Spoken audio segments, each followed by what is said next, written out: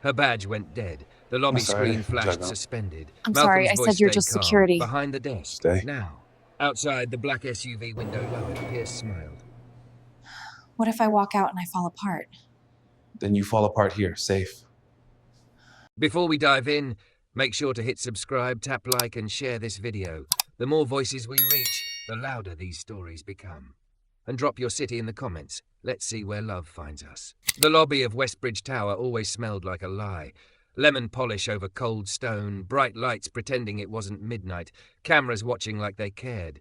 The marble floor shone so clean it could have been water, and every footstep felt louder because the rest of the building had gone quiet. Malcolm Reed stood at the security desk the way he always did.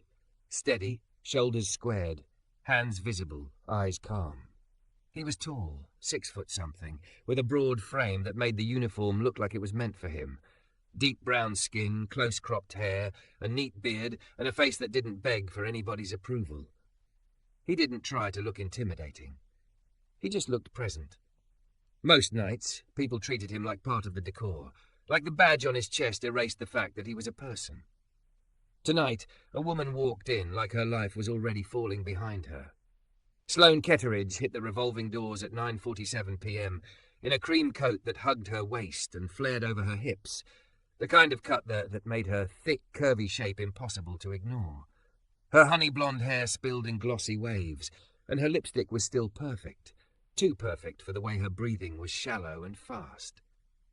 Hazel green eyes, rimmed with something that wasn't makeup, scanned the lobby like she was searching for an exit route and a fight at the same time. She was on the phone. Her voice carried in sharp slices. "I said I'm not taking the fall," she snapped. "I did what I was told.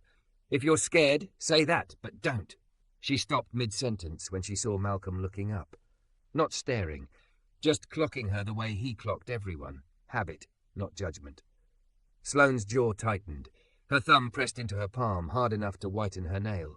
She turned away like the sight of him irritated her, like he was one more obstacle between her and whatever she thought she deserved. "You know what?" She hissed into the phone. "Handle it yourself."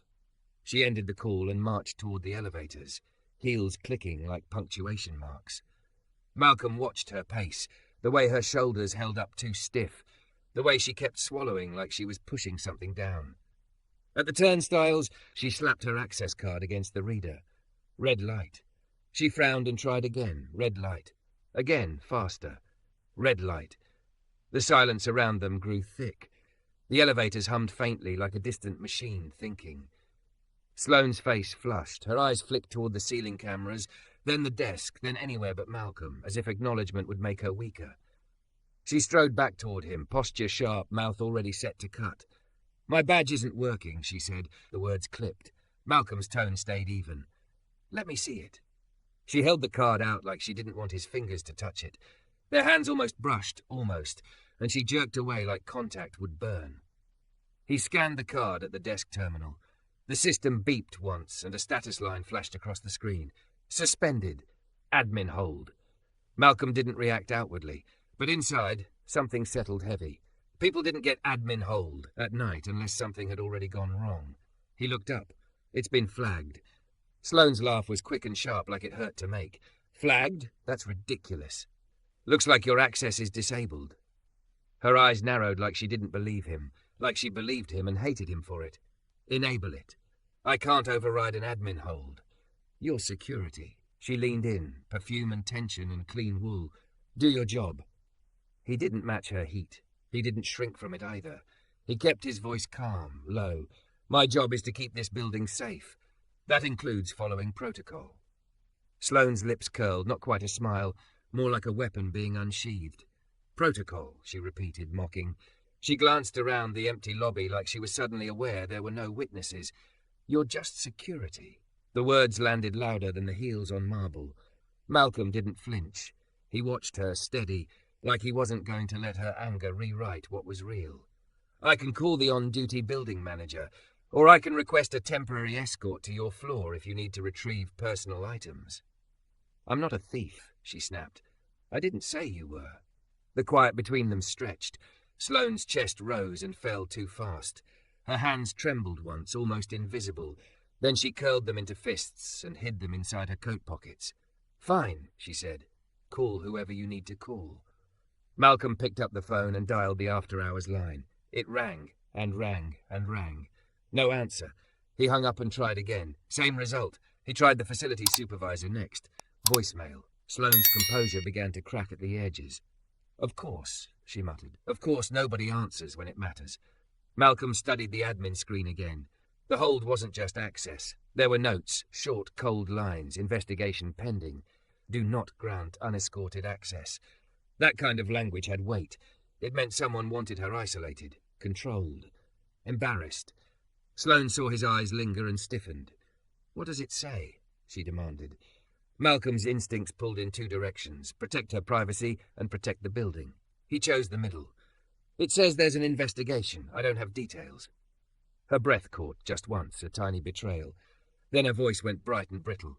"An investigation into what? Me?" He didn't answer fast enough for her. She stepped back like she'd been slapped. The perfect lipstick suddenly looked like paint over a crack. "They're doing this to me," she whispered, not quite to him. "He's doing this." "Who?" Malcolm asked gently. Sloane's eyes flashed and she shook her head like saying the name would make it real. "It doesn't matter."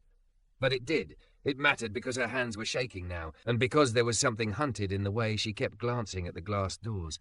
Outside, the street reflected in the dark like a mirror. A car idled at the curb, black SUV, illegal tint, headlights off. It sat too still to be casual, like it was waiting. Sloane's throat moved when she swallowed. Her breathing got thinner. Is that car?" Malcolm followed her gaze without turning his whole body. He kept his shoulders relaxed, but he watched the SUV with a different kind of attention, the kind that remembered things. "Do you know that vehicle?" he asked. Sloane didn't answer. Her mouth opened, closed. Her fingers clutched the strap of her structured purse like it was the only thing keeping her upright. The SUV's driver-side window lowered an inch. Not enough to see her face. Just enough to say, "I'm here." Sloane's knees looked like they might give. Her voice came out small and furious at once. "He said he'd ruin me if I didn't." She stopped, biting the sentence in half like she'd swallowed glass. Malcolm didn't press. He didn't corner her with questions. He stepped to the side instead, giving her space and an exit that wasn't toward the doors. "Ma'am," he said quietly, "come behind the desk." Sloane blinked at him like she didn't understand the offer. "Behind the desk," he repeated, calm, firm. "You'll be off camera angles from the street, and I'll call it in." Her pride fought her fear in her expression. Pride insisting she didn't need help, fear screaming that she did. She looked down at the marble floor like it might swallow her. Then she took one shaky step, and another. When she reached the desk, she hesitated like crossing that line meant admitting something. "You're just security," she whispered again, but it didn't sound like an insult this time. It sounded like a desperate attempt to remind herself she wasn't about to fall apart in front of a stranger. Malcolm's voice softened. "I'm the person standing here," he said, "and you look like you need somewhere safe to breathe." Sloane's eyes flicked to his, hazel green meeting warm brown, and for a second the armor slipped. The sarcasm fell away. What was left was a woman who'd been holding herself together with sheer will. Her shoulders shook once. She pressed her thumb into her palm hard, trying to ground herself, trying to not cry. Malcolm slid a small paper cup across the desk, water from the cooler, nothing fancy, just real. "Take a sip," he said. "In for 4. Hold for 2. Out for 6. Sloane stared at the cup like it was humiliating to accept it. Outside, the black SUV's brake lights flared briefly, then went dark again.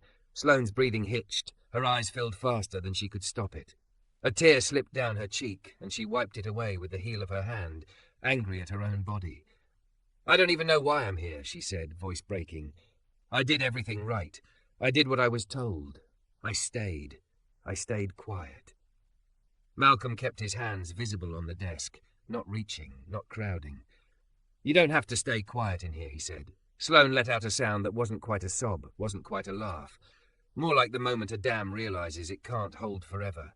And for the first time since she'd walked in, she stopped moving like she was running. She stayed. Behind the desk. Behind him. Like the safest place in the building wasn't the penthouse, or the executive floors, or the polished marble. It was the space beside the black guard she'd just dismissed. And outside those glass doors, the SUV waited like a threat with patience. Malcolm kept his voice low, like the quiet itself could be a shield. "Okay," he said, eyes still on the glass doors. "Stay here. Don't step back into the open." Sloane nodded too fast, like her body was trying to outrun what her mind hadn't admitted yet. Her fingers curled around the paper cup, knuckles pale. The water inside trembled with her hands. Outside, the black SUV didn't move. It didn't need to. It sat at the curb like a decision waiting to be made. Malcolm reached under the desk and pressed the silent alarm. No dramatic siren, just a discreet ping to the building's overnight response and the contracted patrol. Then he picked up the desk phone and dialed the emergency number for building security operations. "Westbridge Tower. Lobby post," he said when someone answered. "I have an employee with a flagged badge and a suspicious vehicle idling outside. Black SUV, heavy tint, headlights off. Requesting immediate patrol unit to the lobby entrance and a camera zoom on curbside." A pause. "Copy. Unit en route." Sloane swallowed hard. "You're calling people on me." Malcolm turned his head just enough to meet her eyes. Not challenge, not accusation, just clarity. "I'm calling people for you." Her lashes fluttered. For a second, the sharpness drained from her face and left something raw underneath. "You don't even know me." "I know you're scared," he said. "I know your badge got disabled the same night a car with illegal tint parks like it owns the curb." Sloane's mouth trembled like she wanted to argue, but didn't have the strength to perform pride anymore. She looked down at her cup, then away, staring at a corner of the desk like it could hold her together. "He knows how to make it look clean," she whispered. "Who?" Malcolm asked again, gently, not rushing her. Sloane's jaw flexed. "Pierce Langston." The name landed like a weight. Even Malcolm had heard it before. Langston Capital, the kind of money that didn't just buy buildings, it bought narratives. Headlines, lawyers, silence. "He's on the board?" Malcolm asked. Sloane nodded, anger flashing through her fear. "He's on everything." Outside, the SUV's brake lights glowed again, brief, deliberate, then went dark, like a blink. Sloane flinched. The cup sloshed. Malcolm slid a box of tissues across the desk without comment, like offering it didn't make her weak. "Where are your keys?" he asked. "In my purse." Her voice was tight. "Why? If he tries to come in, I need to know if he can claim he has access to your place or your car." Sloane's laugh came out jagged. "He has access to everything. That's the point." Malcolm's expression didn't change, but something behind his eyes sharpened, an old familiarity with men who treated boundaries like suggestions. "Listen to me," he said. "You're going to tell me only what you can, not what you think you should. We do this one decision at a time." Her gaze lifted to his face. "You talk like you've done this before." Malcolm's breath left slow. "I have." She opened her mouth like she wanted to ask, then didn't. Instead, she pressed her thumb into her palm again, grounding. Her shoulders lifted, then dropped like a wave passing through her. "He was charming," she started, and then she shook her head, disgusted with herself. "Of course he was. That's how he gets you. He makes you feel chosen, like your life is finally moving because of him." Malcolm didn't interrupt. He let her words find their own pace. "I work in compliance," Sloane continued, eyes fixed on the desk edge. "I'm good at it. I catch patterns. I see the little lies people bury under spreadsheets." Her lips tightened. "I saw one in his company's numbers. Nothing that would make the news. Not at first. Just a trail." Her breathing stuttered. "I asked a question," she said, voice thin. "Just one. And after that, my calendar got crowded. Meetings with people who never noticed me before. Compliments, invitations. Then the pressure. Keep it internal. Don't embarrass the board. Let Pierce handle it." She swallowed hard. "And when I didn't," she stopped. Her eyes glistened. She blinked twice, fast, like she could make the tears behave. Malcolm's voice stayed soft. "What happened when you didn't?" Sloane's mouth twisted. He smiled, like I'd entertained him. She looked toward the doors again, and her whole body tensed. "Then he started showing up places he shouldn't be. My gym, the coffee shop by my apartment, not walking up to me, just being there so I'd feel him." Malcolm's jaw tightened once, then relaxed. He kept his hands on the desk, visible, steady. "And tonight?" he asked. Sloane's throat bobbed. "Said we could fix it, If I came upstairs and signed a statement. Her eyes flashed with humiliation. Not even my floor. A boardroom. She let out a bitter breath. I said no, so he laughed and said, "Then I'll make sure you never walk into that building again." A tiny sound left her, part rage, part grief, and then my badge stopped working. Outside, the SUV finally moved, slowly rolling forward, stopping directly in front of the revolving doors. Sloane's breath caught and froze in her chest. Malcolm stood up, not fast, not dramatic, calm, controlled. He picked up the radio clipped to his shoulder. "Lobby post to patrol," he said, voice measured. "Vehicle is repositioning to main entrance. Suspect may attempt entry." He glanced down at Sloane. "Stay behind the desk." Sloane's eyes widened. "He's coming in." "Not without going through me," Malcolm said. Her lips parted like she wanted to tell him not to, like she wanted to warn him how dangerous Pierce could be without ever lifting a hand. But the words tangled. Fear made her small. The revolving doors turned. A man stepped into the lobby like it belonged to him. Pierce Langston was polished in the way certain men were taught to be. Mid-30s, slim athletic, perfect teeth, hair laid just messy enough to look effortless. His coat was designer, his watch flashed under the lights. His smile was easy, practiced and wrong. His gaze landed on Malcolm, and Pierce's smile didn't falter. It simply adjusted, like a performer switching roles. "Evening," Pierce said, voice smooth. "I'm looking for Sloane." Malcolm didn't move from his position. "Visitors sign in." Pierce chuckled softly, like Malcolm had told a joke. "I'm not a visitor." "You're not an employee," Malcolm replied, "and you're not on the approved after-hours list." Pierce's eyes drifted past Malcolm, scanning like he expected to see Sloane trembling in the open. When he didn't, the first real irritation flickered in his expression. Then his gaze returned to Malcolm, and the smile sharpened. "Security," Pierce said, dragging the word like it was a stain. "I don't think you understand how this building works." Malcolm's voice stayed calm. "I understand policy." Pierce stepped closer, invading space like it was his right. He lowered his tone, soft, almost friendly. "I don't want trouble. I just need 5 minutes. She's confused, emotional. She's been making allegations." Sloane's breath hitched behind the desk at the word emotional like it was a familiar knife. Malcolm didn't budge. "If she wants to see you, she'll tell me." Pierce's smile widened, but his eyes turned cold. "And if she doesn't?" "Then she won't," Malcolm said simply. For a moment, the lobby felt like a held breath. Pierce's jaw ticked once, tiny quick, then he smoothed it away. He glanced toward the security cameras and lifted his hands in a show of innocence. "Look at this. I'm being blocked from a conversation." He let out a soft laugh, louder now, performed. "Sloane, sweetheart, are you hiding behind the desk?" Sloane's stomach turned at sweetheart. Her body moved before her courage did. She rose slightly, just enough for Pierce to see her eyes over the edge of the counter. Pierce's smile brightened immediately, like he'd found his toy. "There you are."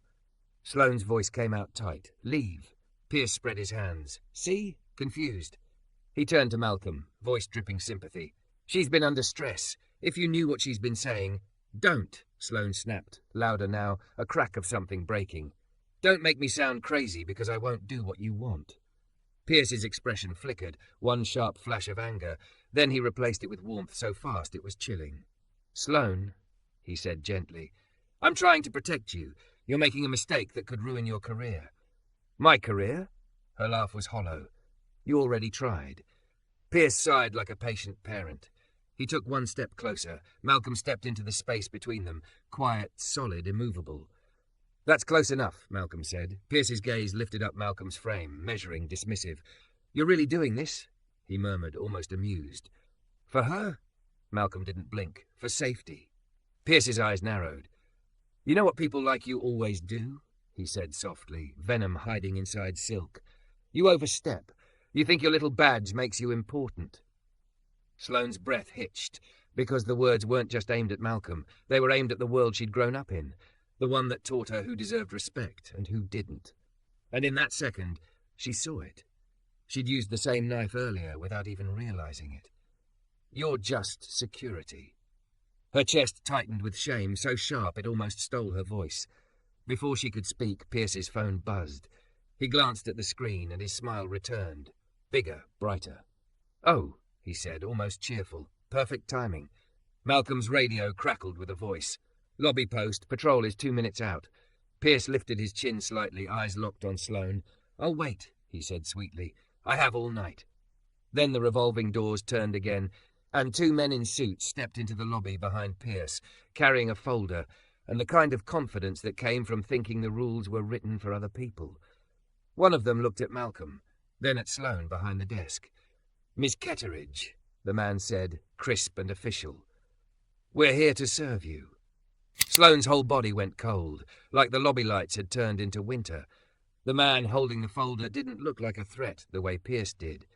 That was the trick. He looked respectable, mid-40s, clean suit, neutral face, the kind of person people believed before they even heard the sentence. Miss Ketteridge, he repeated, stepping forward with the folder angled like a weapon disguised as paperwork. You've been formally notified. Please accept service. Pierce stood slightly to the side, hands loosely clasped, wearing concern like cologne. His eyes stayed on Sloane with that same practiced softness, like he was a hero rescuing her from her own bad decisions. Sloane's mouth went dry. She tried to speak, but her voice snagged. I'm not taking anything from you. The process server's smile was polite and empty. It's not optional. If you refuse, we can document refusal. Malcolm's presence shifted, subtle, protective, controlled. He didn't lunge. He didn't threaten. He simply stepped half a pace forward, so his body blocked the server's straight line to the desk. Sir, Malcolm said evenly, you can leave it on the counter. She's not required to take it from your hand. Pierce's brows lifted as if amused by the audacity of a security guard understanding the law. The server hesitated, then placed the folder down with 2 fingers like it was dirty. Documented, he said, more for his own record than for them. Sloane stared at the folder like it might explode. Her heartbeat sounded too loud in her ears. She could feel her earlier words, "You're just security," crawling back up her throat like something she needed to swallow and choke on at the same time. Pierce took another step, eyes soft, voice gentle. Sloane, you're making this worse. You could have just signed the statement. We could have kept this private. Now you've forced me to protect my name. My name, she snapped, and her voice surprised her with how sharp it was. You're suing me for defamation because I asked questions about your books. Pierce smiled like she'd proven his point. You're not thinking clearly.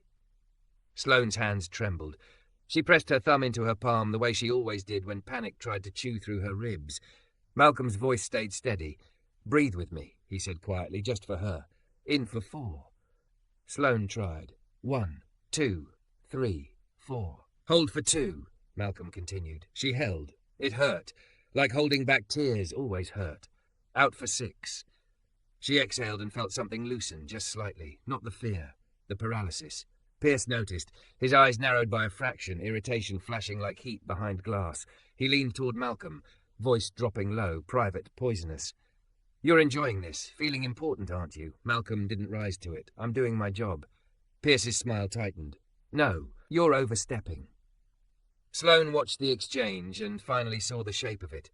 Pierce wasn't just trying to control her. He needed witnesses to agree he was in control.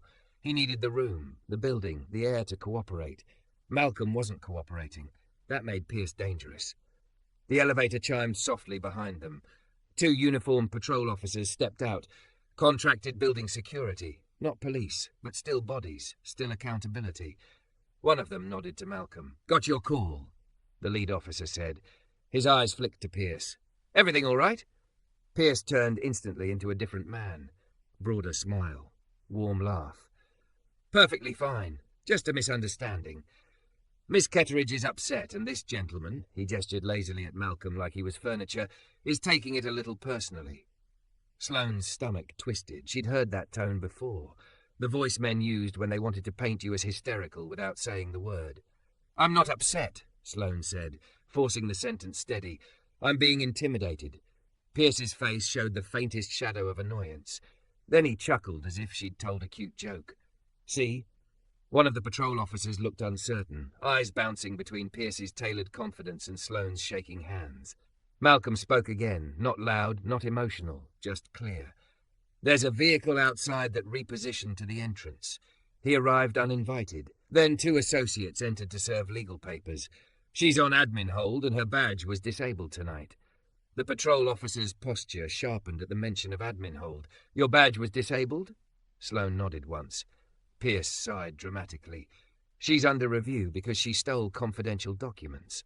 Sloane's breath punched out of her lungs. What? Pierce's eyes held hers, calm and cruel. Don't lie, Sloane. You copied internal reports. You think you can wave them around and threaten people. Malcolm's voice cut through the moment. That's an allegation. Do you have proof?